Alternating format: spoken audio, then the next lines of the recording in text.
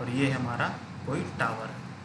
ठीक, तो अब देखो बात करते हैं वोल्टेज की डिस्ट्रीब्यूशन की। तो हम एज्यूम कर लेते हैं कि हमारा यहाँ वोल्टेज कितना है, V1 है इसके क्रॉस, ठीक है, और इसके क्रॉस वोल्टेज V2 एज्यूम कर लिया,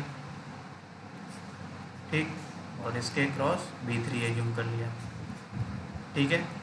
तो इतना पहले आप डायग्राम बनाइए सभी लोग। और इसके क्रॉस जो कैपेसिटेंस है इसको हम एज्यूम कर लेते हैं C, ये भी C है और ये भी C है।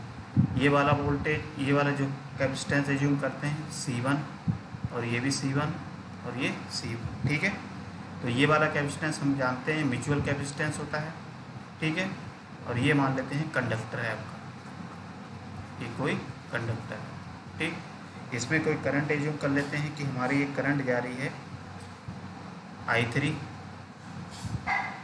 तो इसमें कोई करंट जा रही है आपकी I3, ठीक। इसमें कोई स्मॉल I3 एज्यूम कर लेते हैं, और यहाँ पे I2 एज्यूम कर लीजिए, I2, और यहाँ पे स्मॉल I2, यहाँ पे I1, और यहाँ पे स्मॉल I1, ठीक है। तो इतना पहले नोट आप क्या करेंगे, नोट करेंगे, ठीक है। डायग्राम को इतना नोट कर लीजिए। और इसके क्रॉस अगर वोल्टेज की बात करें तो हमारा यहाँ से और यहाँ के बीच वोल्टेज मान लेते हैं टोटल वोल्टेज है B, ठीक है। तो इतना आप डायग्राम बनाइए सभी लोग।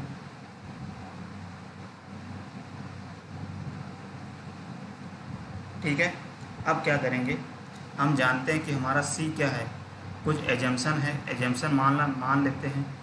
लिखेंगे आप सभी लोग क्या, कि माना कैपेसिटेंस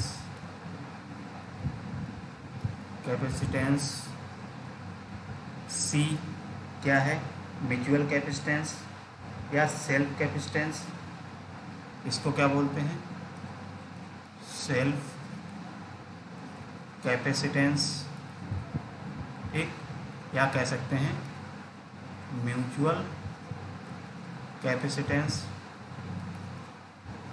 और C1 को हमने एज्यूम कर लिया क्या, शंट कैपेसिटेंस, शंट कैपेसिटेंस ये हो गया, ठीक।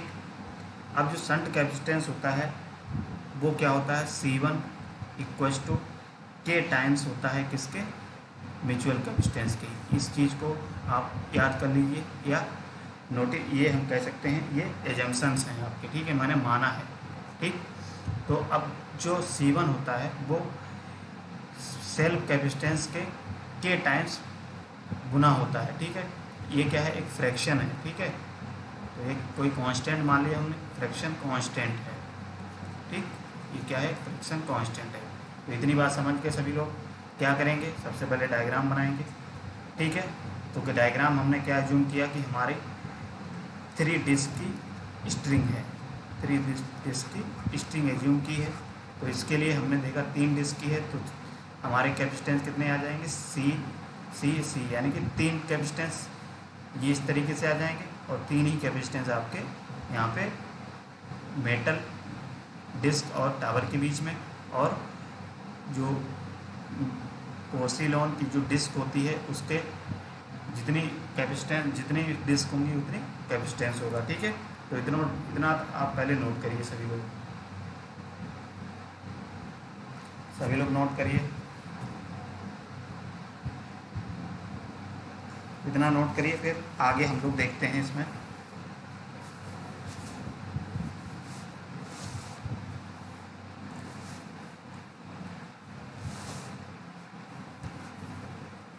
तो देखिए क्या है, अब 2 चीज़ें आप याद रखेंगे, क्या, तो हमने एज्यूम कर लीजिए कि यहाँ पे आपका कोई पॉइंट है A, इसको मान लीजिए पॉइंट A, ये पॉइंट A है और ये पॉइंट B है, ठीक, पॉइंट B, और ये कोई पॉइंट C है, ठीक। तो हमने क्या किया, अब आप जानते हैं कि अगर हम लोगों को क्या निकालना है, करंट की वैल्यू निकालनी है, ठीक है। तो पॉइंट A पे हम लोग क्या करेंगे, एक किरचॉफ करंट लॉ लगाएंगे, KCL जिसको हम बोलते हैं। तो क्या करेंगे, सबसे पहले क्या करेंगे, अप्लाई करेंगे, अप्लाइंग KCL, ठीक है। KCL मतलब Kirchhoff current law at node A. तो नोड ए पे क्या करेंगे, KCL लगाएंगे। अब देखिए यहाँ पे KCL जब लगाएंगे नोड ए पे, तो ये हमारा नोड ए है मान लिया, और नोड बी ये है, नोड सी ये है, ठीक है। तो नोड ए पे जब KCL लगाओगे तो इसमें करंट कितनी जा रही है, देखिए इस नोड पे, तो एक तो करंट ये आपकी I2 जा रही है, ठीक है, इस नोड की तरफ, और एक करंट इस नोड से बाहर निकल रही है I1, और एक करंट स्मॉल I1 ये जा रही है। तो आप इसको अगर लिखेंगे तो हम जानते हैं KCL क्या होता है, incoming current equals to outgoing current, यही होता है, ठीक।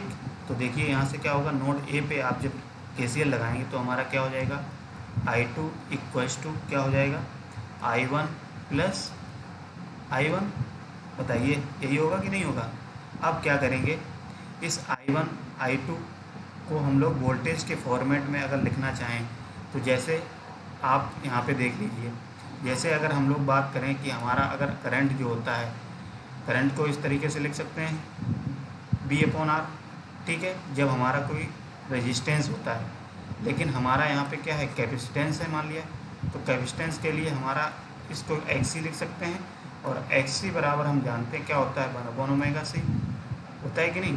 तो इसके क्रॉस वोल्टेज मान लिया V है, तो इसको अगर करंट इसमें निकालेंगे तो करंट कैसे हो जाएगी, तो I इक्वल्स टू कैसे लिखेंगे, V/XC, ऐसे ही लिखेंगे कि नहीं लिखेंगे, बताइए। तो V/XC यानी कि इसको I equals to B upon, अब XC क्या है, रिएक्टेंस है कैपेसिटेंस के क्रॉस, तो कैपेसिटेंस के रिएक्टेंस है, तो इसको हम लोग क्या लिख सकते हैं, 1/ωc, तो 1/ωc लिख देंगे, ठीक है। तो B/1/ωc, ωc ऊपर चला जाएगा, तो करंट को हम लोग क्या लिख सकते हैं, B/ωc। इतनी बात अगर आपको समझ में आ गई है तो इस डेरिवेशन में कुछ भी नहीं है, ठीक है। ये चीज़ आप समझेंगे कि करंट को हम क्या लिख सकते हैं, जब कैपेसिटेंस होता है तो हम इसको B/ωc के फॉर्मेट में लिखा जाता है, ठीक है। समझ में आ गया इतना, बताइए। अब देखिए यही कॉन्सेप्ट हम क्या करेंगे, अपना यहाँ पे लगाएंगे।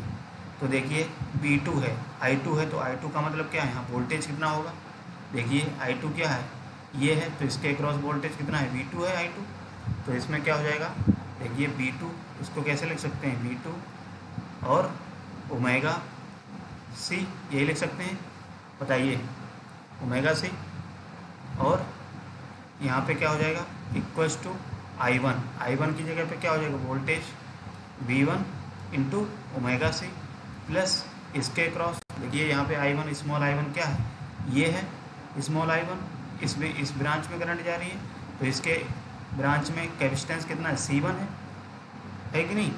तो इसके लिए हम लोग क्या ले सकते हैं, देखिए वोल्टेज तो सेम है, V1 इंटू क्या हो जाएगा, ωc1, ठीक। इतनी बात समझ में आई।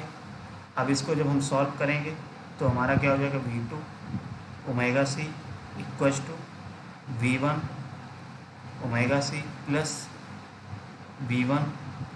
अब देखिए यहाँ पे जो ωc1 है, हमने एज्यूम क्या किया है कि C1 की वैल्यू हमने यहाँ पे क्या एज्यूम की थी, कि C1 की वैल्यू हमने एज्यूम की थी K टाइम्स ऑफ C, यही एज्यूम की थी, बताइए C1 की वैल्यू यही है।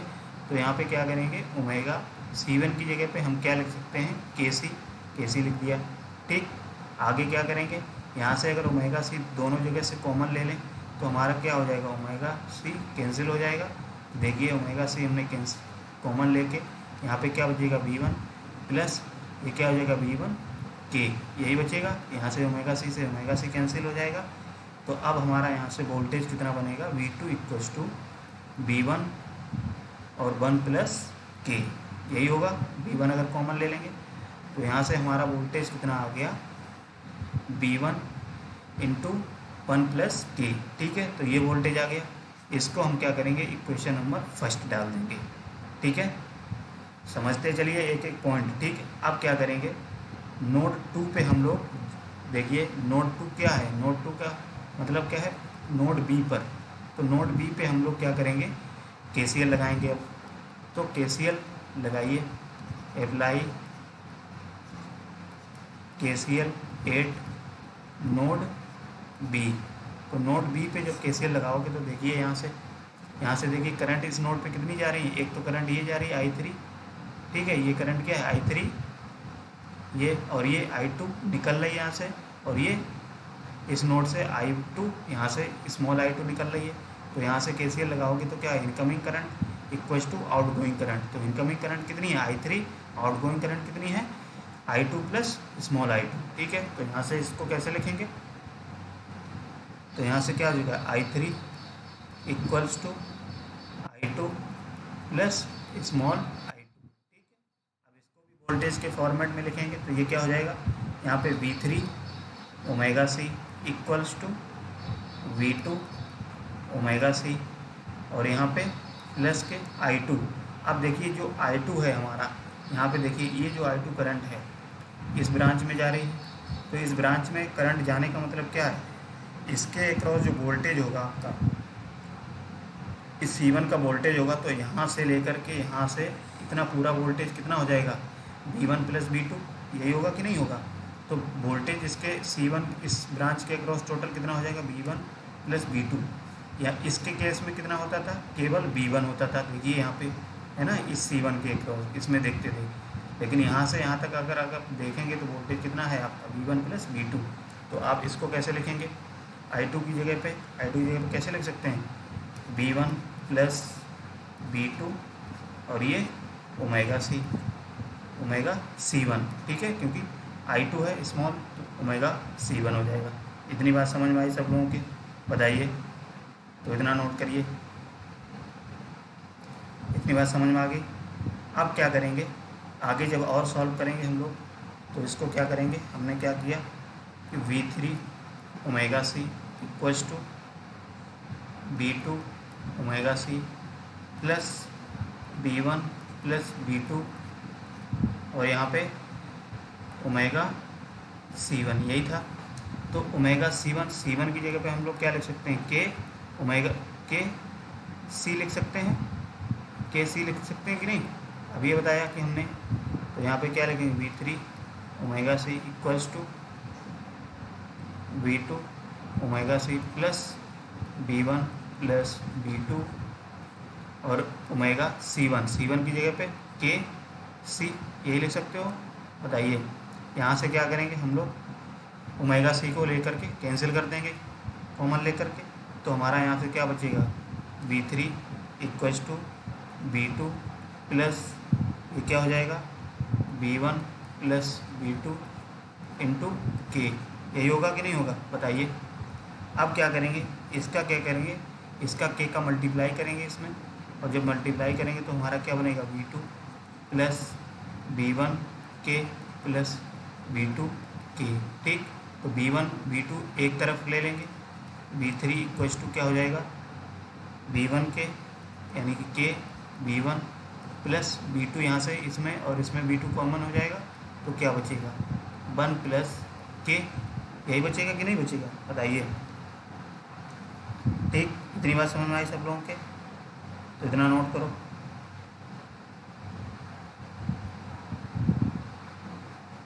तो यहाँ से हमने देखा कि V3 की वैल्यू हमारी कितनी आ गई, ये आ गई। इतनी बात समझ में आई सब लोगों के, बताओ इतनी बात समझ में आई। अब देखो अभी हमने क्या निकाला है कि B2, तो B2 की वैल्यू अभी हमने देखो पीछे क्या निकाली है, B2 की वैल्यू निकाली इक्वेशन नंबर फर्स्ट से, V1 1 प्लस के, ठीक है। तो यहाँ से क्या करेंगे, इक्वेशन फर्स्ट से क्या करेंगे, इसकी वैल्यू रखेंगे V2 की, तो V2 की वैल्यू क्या करेंगे, पुट करेंगे, V2 की वैल्यू क्या करेंगे, पुट करेंगे किसमें, इक्वेशन नंबर 2 में। ये इक्वेशन नंबर 2 मान लेते हैं, इक्वेशन 1 से इक्वेशन 2 में रखने पर, ठीक, रखने पर। तो देखिए यहाँ पे B3 की वैल्यू अब क्या आ जाएगी, के V1 प्लस V2 की वैल्यू हमने क्या किया, यहाँ पे वैल्यू पुट करेंगे तो V2 की वैल्यू क्या हो जाएगी, बताओ।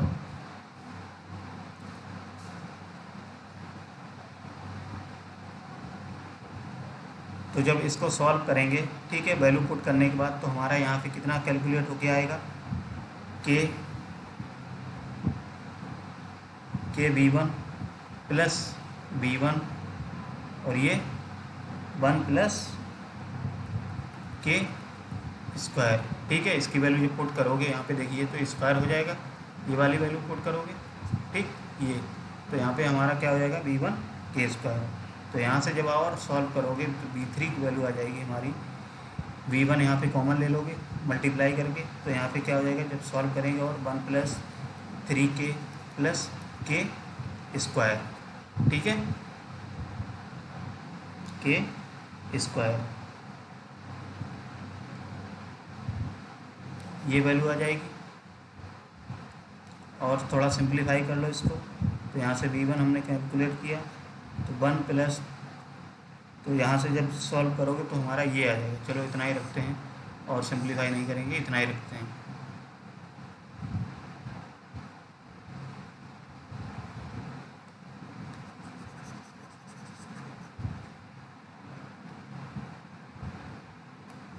तो इतना नोट करिए सभी लोग। इतनी बात समझ में आई सब लोगों के? हमने क्या किया, सिंपली KCL लगाया। ठीक, KCL लगाने के बाद दोनों जगह पे KCL लगाया। ठीक, इतनी बात समझ में आई। अब क्या करेंगे, हमने V1 यहाँ से V2 की वैल्यू निकाल ली और यहाँ से V3 की वैल्यू निकाली, क्योंकि हमारे स्ट्रिंग में कितनी है, 3 स्ट्रिंग की है। ऐसे ही अगर और स्ट्रिंग होती तो और KCL लगाकर हम निकाल सकते थे यहाँ पे, क्योंकि V3 है तो V3 तक हमारा कैलकुलेट हो गया वोल्टेज। अब क्या करेंगे, यहाँ से जब इसकी वैल्यू कैलकुलेट हो गई तो अब हम जानते हैं कि अगर हम लोग वोल्टेज निकालना है कंडक्टर और अर्थ के बीच में, कंडक्टर और अर्थ के बीच में या कंडक्टर और टावर के बीच में टोटल वोल्टेज निकालना है तो वो कितना हो जाएगा। देखिए कंडक्टर का वोल्टेज कितना हो जाएगा, कितना वोल्टेज है total voltage, V1 plus V2 plus V3, यही है टावर। ठीक है, या अर्थ कह सकते हो, टावर क्या ज़मीन से ही लगा होगा। ठीक, ये अर्थ हम कह सकते हैं, टावर या अर्थ के बीच में कितना वोल्टेज होगा, तो वो चीज़ लिखेंगे। चलिए, इतना नोट करने के बाद अब क्या करेंगे, आगे लिखेंगे voltage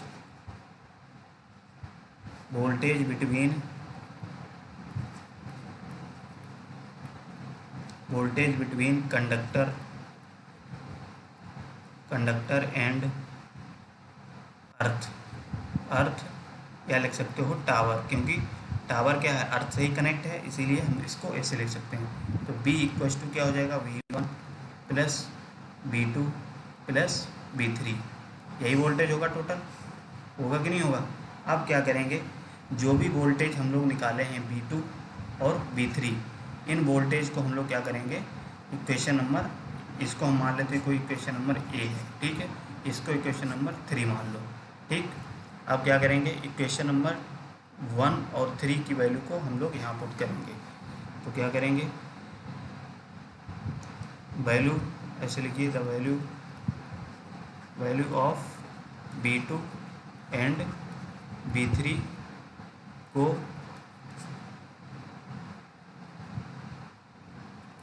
V3 putting in equation number A में रखेंगे। ठीक है, या आप ऐसे लिख सकते हैं, V2 V3 की वैल्यू इक्वेशन नंबर ए में रखने पर। ठीक है, तो इसमें जब रखोगे तो हमारा क्या हो जाएगा, तो B इक्वल्स टू क्या होगा, V1 तो V1 ही है। ठीक, V2 की जगह पे क्या रखोगे, V2 वैल्यू कैलकुलेट किए 1 प्लस के, यही है। यहाँ पे V3 की वैल्यू क्या हो जाएगी, V1 1 प्लस 3k प्लस के स्क्वायर। ठीक, यहाँ से इतना हो जाएगा। तो देखिए हमारा यहाँ से क्या, जब इसको पूरा सॉल्व करेंगे, इसका मल्टीप्लाई करके पूरे सॉल्व करेंगे तो हमारा यहाँ से वोल्टेज कितना निकल के आ जाएगा, V1 3 प्लस 4k प्लस के स्क्वायर। ठीक है, तो आप इसको सिंप्लीफाई करेंगे सभी लोग। ठीक है, हमने आपको लिख दिया है, तो यहाँ से आप सिंप्लीफाई करके इसको सॉल्व करेंगे तो हमारा ये कैलकुलेट होके आएगा। ठीक, इतनी बात समझ में आ गई सब लोगों के, बताइए। तो इस तरीके से ये हमारा आ गया V1 और टोटल वोल्टेज के बीच में रिलेशन। ठीक है, तो यहाँ से जब रिलेशन निकल के आया, अब अगर हम लोग क्या करेंगे, इसका वोल्टेज अगर हम लोग निकालें V1 का, तो V1 हम कैसे निकाल सकते हैं, इक्वेशन नंबर, जैसे इक्वेशन नंबर फर्स्ट ये है, इक्वेशन नंबर फर्स्ट, देखिए इक्वेशन नंबर फर्स्ट और equation number 3, equation number first 3, और इससे जब सॉल्व करेंगे तो हमारा यहाँ से वोल्टेज क्या निकलेगा, किस तरीके से फॉर्मेट में लिख सकते हैं, तो V1 क्या हो जाएगा, V1 equals to V2 upon 1 plus K, equation number 2 से जब सॉल्व करोगे तो V1 की वैल्यू यहाँ से ये निकल के आएगी, बताइए। इक्वेशन नंबर 3 से जब सॉल्व करोगे तो यहाँ से V1 की वैल्यू क्या निकल के आएगी, V3 upon 1 plus 3k plus k square, बताइए, ये हो जाएगा। और ये इक्वल हो जाएगा किसके, V1 equals to V upon, देखिए इसको अगर हम लोग लिखना चाहें इस पोर्शन को, तो इस पोर्शन को क्या लिख सकते हैं, 1 प्लस 3k, चलो चाहे ऐसे ही लिख लो, ठीक है, क्योंकि कन्फ्यूजन हो जाएगा फिर, तो आप ऐसे ही लिख लीजिए 3 plus 4k plus k square, ठीक, यहाँ पे यही हो जाएगा, ठीक। तो ये वोल्टेज की वैल्यू हमारी निकल के आई V1 सारी इक्वल है, जब इसके हम निकालेंगे टोटल वोल्टेज के फॉर्मेट में तो हमारा यहाँ से ये निकल के आ जाएगा। अब आपसे ये कहा जाए कि टोटल वोल्टेज V1 की वैल्यू क्या होगी, ठीक है, तो V1 का मतलब क्या है, हमारा जो वोल्टेज है, जो सबसे ऊपर वाली डिस्क होती है, जो सबसे ऊपर वाली यूनिट है, उसका वोल्टेज यहाँ से कैलकुलेट होकर क्या आ जाएगा, तो और करिए इसको सॉल्व, तो वोल्टेज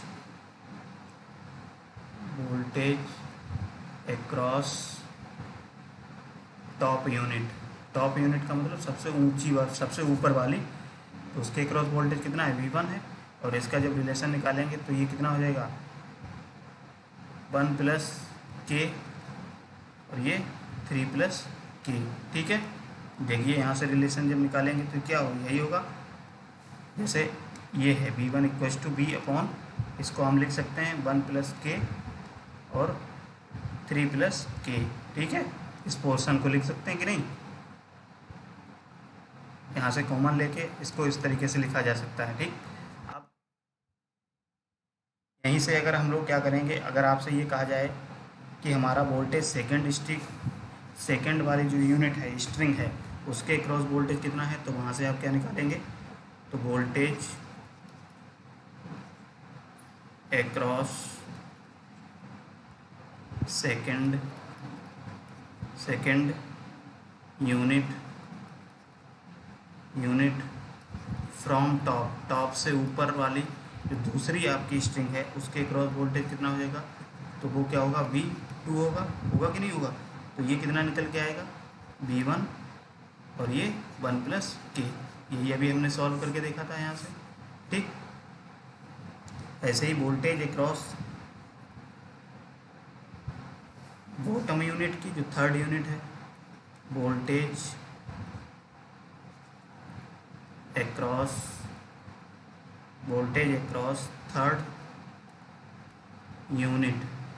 थर्ड यूनिट के अक्रॉस वोल्टेज कितना होगा, फ्रॉम टॉप से तीसरी डिस्क के अक्रॉस वोल्टेज कितना होगा, V3, और ये वोल्टेज कितना हो जाएगा, तो V1 1 plus 3k plus k square, यही होगा, ठीक। तो यहाँ से हमने क्या किया, ये सारी वोल्टेज की वैल्यू यहाँ से कैलकुलेट कर ली। अब बात आती है कि हम लोग स्ट्रिंग एफिशिएंसी, क्योंकि ये सारी चीज़ें हम लोग कैसे क्यों देखते हैं, स्ट्रिंग एफिशिएंसी को कैलकुलेट करना हो, ठीक है। तो सबसे पहले आप क्या करेंगे, इसको आप नोट कर लीजिए, ठीक, ये डायग्राम बना करके इसका चाहे आप स्क्रीनशॉट ले लीजिए, बाद में नोट कर लीजिए, ठीक, इसका स्क्रीनशॉट ले लिया आप लोगों ने। दूसरी बात, इसका ले लो, ठीक, इसका स्क्रीनशॉट ले लीजिए सभी लोग, इसका ले लो, इसको बाद में आप कॉपी में नोट करेंगे, ठीक है। उसके बाद इसका नोट कर लो, इसका स्क्रीनशॉट ले लीजिए सभी लोग, और इसका ले लीजिए, ठीक है। तो यहाँ से हमारा क्या किया, हर डिस्क के अक्रॉस हमने निकाल लिया वोल्टेज कि हमारा हर डिस्क के अक्रॉस वोल्टेज कितना होगा। तो यहाँ से हमने एक चीज़ देखी है कि हमारा जो वोल्टेज है वो बेसिकली किस पे डिपेंड कर रहा है, के की वैल्यू पे, के की वैल्यू पे डिपेंड कर रहा है कि नहीं। अब ये के की वैल्यू देखिए हर किसी के इसमें भी आ रहा है, के इसमें भी आ रहा है और V1 उसमें भी के आ रहा है। तो हम कह सकते हैं कि जो हमारी वैल्यू है वो के पे डिपेंड कर रही है। जो कांस्टेंट होगा वो, अब कांस्टेंट ये कहाँ से आया है, ये हमारा आया है शंट कैपेसिटेंस की वजह से, ठीक है। ये C1 क्या है हमारा, शंट कैपेसिटेंस है, ठीक। तो इसका मतलब है अगर हम लोगों की स्ट्रिंग एफिशिएंसी को इम्प्रूव करना है तो हमको किसकी वैल्यू इम्प्रूव करनी पड़ेगी, के की वैल्यू को, ठीक है। अब के की वैल्यू को इम्प्रूव कैसे करेंगे, किस तरीके से, तो जैसे हम मान लिया के की वैल्यू कम करते हैं तो हमारी इसकी वैल्यू कम हो जाएगी, के की वैल्यू बढ़ाते हैं तो इसकी वैल्यू बढ़ जाएगी, ठीक है। तो चलिए अभी फ़िलहाल ये चीज़ तो बाद में देखेंगे।